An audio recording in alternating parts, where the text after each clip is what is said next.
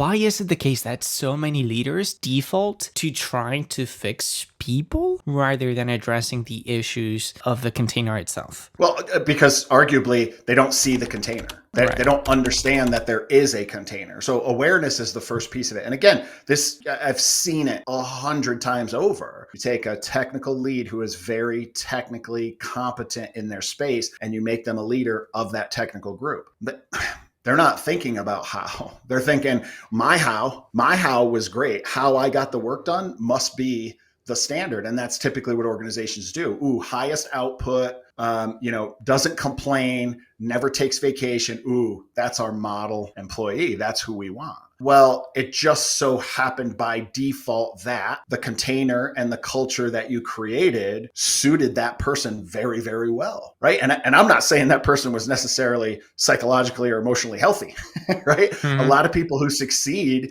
in toxic containers and in toxic cultures are people pleasers. They're very fear-based. They have a lot of issues going on that make them look like model employees, but they are inside stressed, burnt out, very unhappy. Man, sounds like a perfect recipe to just die when you're 40 at that point. Oh yeah. Oh, absolutely. Right. And listen, this stuff is not rocket science.